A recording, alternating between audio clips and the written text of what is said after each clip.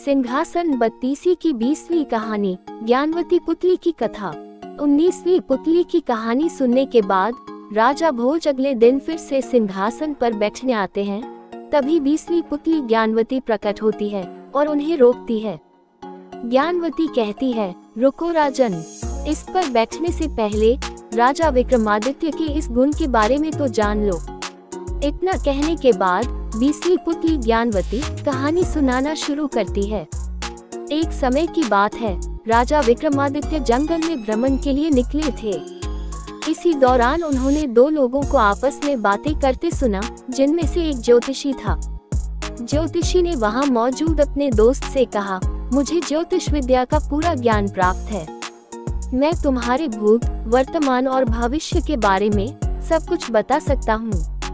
लेकिन उसके दोस्त को उसकी बातों में कोई रुचि नहीं थी, इसलिए उसने ज्योतिषी से कहा, तुम्हें मेरे भूत और वर्तमान के बारे में पूरी जानकारी है, इसलिए तुम ये सब बता सकते हो और भविष्य के बारे में जानने की मेरी कोई इच्छा नहीं है। इसलिए अच्छा होगा अगर तुम अपने ज्ञान का बखान न करो। ज्योतिषी इतने पर भी नहीं चुप हुआ। उसने आगे कहा, जंगल में बिखरी हुई इन हड्डियों को देखकर मैं ये बता सकता हूँ कि यह कौन से जानवर की है और उसकी मृत्यु कैसे हुई। इस बात में भी उसके दोस्त ने रुचि नहीं ली। इसी दौरान उस ज्योतिषी की नजर जमीन पर छपे पंजों के निशानों पर पड़ी। ये देख उसने कहा, ये पंजों के निशान किसी राजा के हैं, तुम चाहो तो इसकी जांच कर सकते हो। ज्योतिषी ने बताया, राजा महाराजा के पैरों पर कमल के निशान होते हैं, जो यहाँ भी हैं। ये बात बिल्कुल सत्य है। इस पर उसके दोस्त ने सोचा कि क्यों न इस बार ज्योतिषी की बात की जांच कर ली जाए, नहीं तो वो अपने ज्ञान का बखान ऐसे ही करता रहेगा।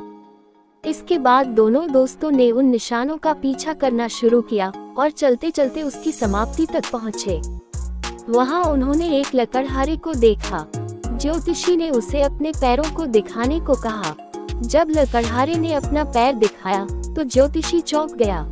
उसके पैरों पर वो कमल के निशान मौजूद थे। ज्योतिषी को लगा कि वो किसी राजा का ही पुत्र होगा, लेकिन शायद वो किसी कारणवश इस काम को करने के लिए मजबूर होगा। इसलिए उसने लकड़हारे से उसका परिचय पूछा। तब लकड़हारे ने बताया कि उसका जन्म लकड़हारे के घर में ही हुआ है। सदियों से उसके यहाँ यही काम चलता आ रहा है। ये सुनने के बाद ज्योतिषी को बड़ा आश्चर्य हुआ।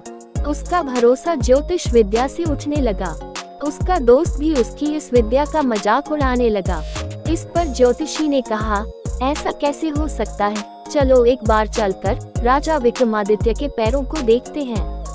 अगर उनके पैरों पर ये निशान नहीं हुए तो मैं अपनी हार स्वीकार कर लूंगा और समझूंगा कि ये सब बेकार है।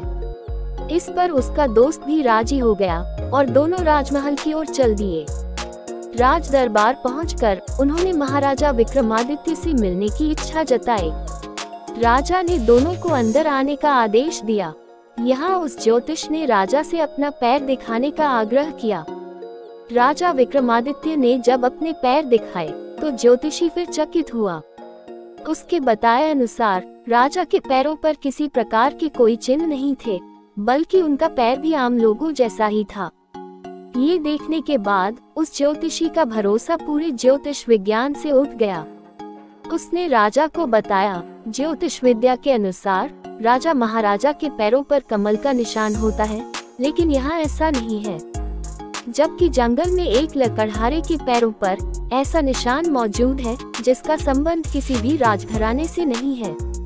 ज्योतिषी की बातों को सुनने के बाद राजा विक्रमादित्य को बहुत हंसी आई। उन्होंने उससे पूछा, ये सब देखने के बाद क्या तुम्हारा विश्वास ज्योतिष विद्या से उठ गया? ज्योतिषी ने कहा, जी महाराज, ये सब कुछ अपनी आंखों से देखने के बाद मेरा अब ज्योतिष विद्या पर बिल्कुल भी भरोसा नहीं रहा। इतना कहकर उसने राजा को प्रणाम किया और अपने दोस्त के साथ जाने की आज्ञा ली। तभी राजा विक्रमादित्य ने दोनों को रुकने का आदेश दिया। फिर उन्होंने अपने सेवक से एक चाकू मंगवाया और अपने पैरों को कुरेदने लगे। जैसे जैसे उनके पैरों की नकली चमड़ी हटती गई, कमल का निशान दिखने लगा। ये देखकर ज्योतिषी और उसका दोस्त चकित रह गए। उन्होंने राजा से पूछा, हे राजन, ये सब क्या है? इस पर राजा ने कहा, आप बहुत बड़े ज्ञानी हैं। आपके ज्ञान की सीमा बहुत बड़ी है, लेकिन ये तब तक अधूरी रहेगी जब तक आप इसका बखान करते रहेंगे। राजा ने बताया, जंगल में आप दोनों की बातें मैंने सुन ली थी। वन में आपने जिस लकड़हारे से मुलाकात की वह मैं ही था।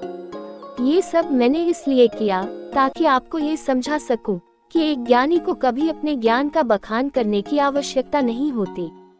इस कहानी को सुनाने के बाद 20वीं पुतली ज्ञानवती ने राजा भोज से कहा कि अगर आप भी राजा विक्रमादित्य की तरह गुणवान हैं, तो ही सिंहासन की ओर बढ़ें। इतना कहकर 20वीं पुतली ज्ञानवती वहां से उड़ जाती है। कहानी से सीख। इस कहानी से हमें ये सीख मिलती है कि इंसान को कभी भी अपने ज्ञान का बखान नहीं करना चाहिए।